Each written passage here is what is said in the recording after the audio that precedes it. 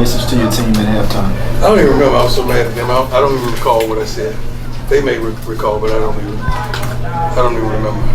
He came in there at first yelling, then towards the end when it's time to go back out there, he said, "I'm done yelling at y'all. Y'all know what we got to do, and let's go out there and do it."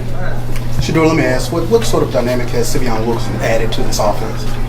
He's great at reading the hole, and that's all you can ask for as a back.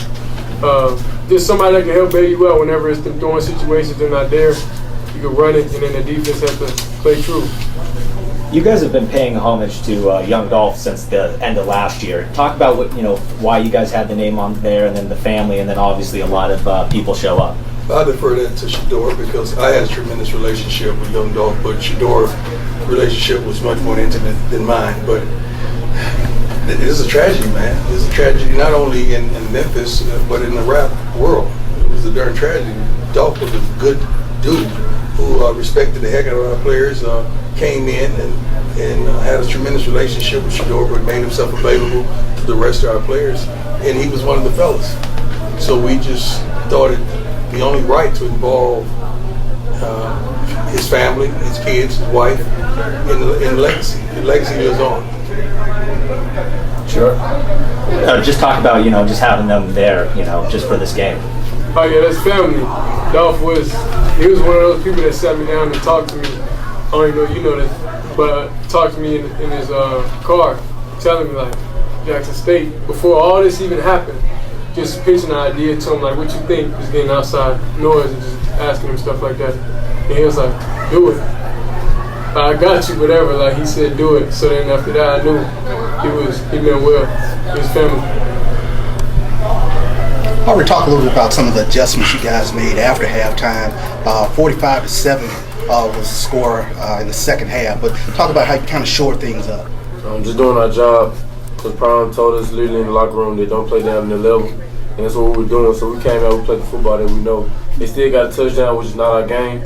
And I don't feel like we dominating that aspect, but it's so we got the job done. Like I said, just doing our job, flying to the ball, making plays. Sure. Can you kind of just explain your relationship and connection with Dallas Daniels and really kind of walk me through that third quarter when you scored 24 unanswered? Yeah, Dallas Daniels, he's a dog. He's one of those receivers that if it's a bad ball, he don't complain, go get it, and ready to run the next round. So he's one of the most mature receivers out of the group, and he plays the game, he's relaxed, and I like that about him. And he's never too high, too low, anything like that. So he's a pro mindset. For you, what was the biggest difference last week? Was kind of the defense now, like you guys opened this up in the second half. What was the biggest adjustment offensively that y'all guys made in the second? It wasn't. I would say it wasn't really adjustment. It's just clicking. Like last week, offensively, it was some things that was there that just didn't click. It just wasn't there. The play call was perfect, everything perfect. The execution wasn't there.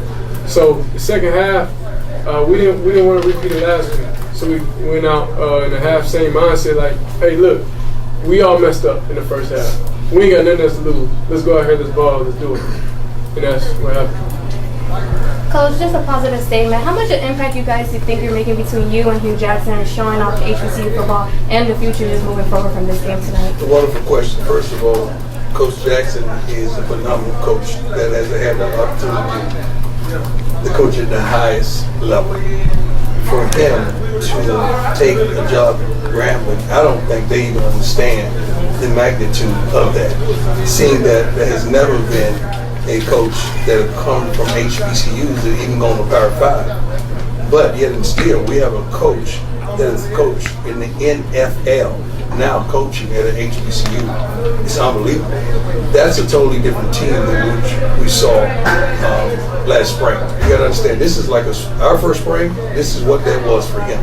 Once he gets the players he needs in there and the understanding of what he wants, they're going to be something to deal with. And same question for you guys. How much you guys think you guys are making a statement with having someone like Coach Prime here and then just seeing the future of the change of HBC football? Well, this is my dad, so it's normal. I've been my dad to plan out for him, so it's just like another day at the office, really. Me having the experience to first be here and seeing the change, and I mean it's only going to be greater.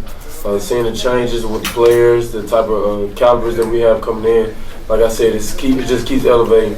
And the same thing he said with any other team. It's just going to keep elevating. And soon our eyes going to be on the whole program, not just us.